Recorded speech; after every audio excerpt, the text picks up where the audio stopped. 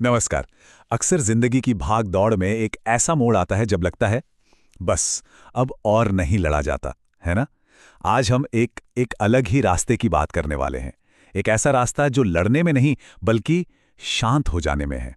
तो चलिए आज इसी खामोश ताकत को समझते हैं जो हमें सुकून की तरफ ले जा सकती है।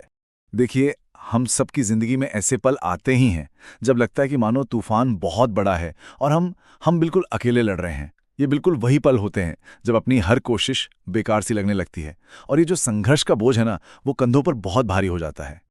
और इसी को कहते हैं एक खामोश जंग। ये वो लड़ाई है जो हमारे मन के अंदर चलती है। एक ऐसी उथल-पुथल जिसे बाहर से कोई नहीं देख सकता, पर हम उसे हर पल जीते हैं, हर पल महसूस करते हैं। तो अगर कोई भी इस वक्त अपने अंदर ऐसी ही कोई जंग लड़ रहा है ना, तो ये बातें शायद उसी के लिए हैं। ये बस याद दिलाने के लिए है कि इस रास्ते पर कोई अकेला नहीं है। हम सब कहीं ना कहीं, कभी ना कभी इस दौर से गुजरते हैं। लेकिन जरा एक पल के लिए रुकिए और सोचिए, क्या हो अगर जवाब लड़ने में हो ही ना, बल्कि रुक जाने में हो? क्या हो अगर असली हल उस शोर में है ही नहीं जहां हम उसे ढूंढ रहे हैं, बल्कि वो तो कहीं और ही छिपा है? और बस यहीं से हमारा सफर एक नया मोड़ लेता है। ये मोड़ है खामोशी को चुनने का। अब देखिए, ये सिर्फ चुप हो जाना नहीं है। ये एक फैसला है, जानबूझकर लड़ाई से पीछे हटकर स्थिरता की तरफ एक कदम बढ़ाने का। और इसी को कहते हैं साइलेंट स्ट्रेंथ, या कह लीजिए खामोश ताकत। ये वो ताकत है जो हथियार डालने से नहीं मिलती। नहीं, ये मिलती है ये समझने से कि हर लड़ाई लड़ने के लिए होती ही नहीं है। ये हार मानना नहीं है, ये तो अपनी एनर्जी को सही जगह पर लगाने की समझदारी है।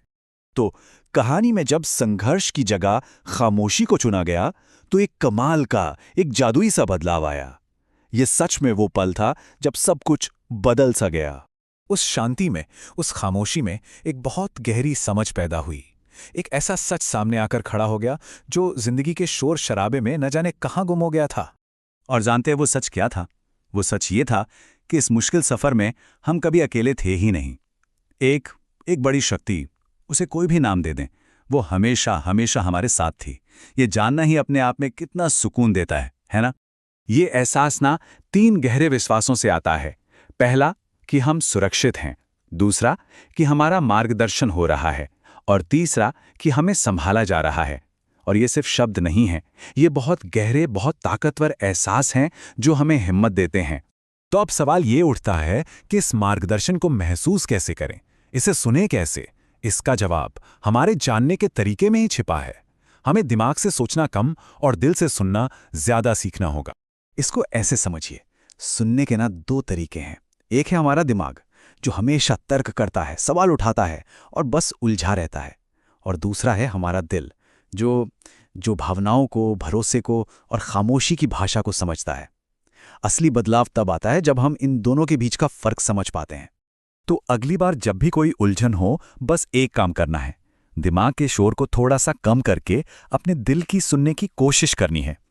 हो सकता है उसकी आवाज बहुत धीमी हो, लेकिन यकीन मानिए वो हमेशा सच्ची होती है। और सबसे कमाल की बात तो यह है कि जवाबों के लिए हमें कहीं बाहर जाना ही नहीं है। वो तो पहले से ही हमारे अंदर हैं। हमें तो बस इस बाहरी शोर को कम करके उन्हें सुनने की कला सीखनी है। तो आज का ये सफर हमें इसी एक सवाल के साथ छोड़ जाता है कि अगर जवाब पहले से ही हमारे अंदर है, तो आखिर वो कहना क्या चाहता है? शायद इसका जवाब पाने के लिए हमें बस कुछ पल के लिए शांत होकर खुद को सुनने की जरूरत है।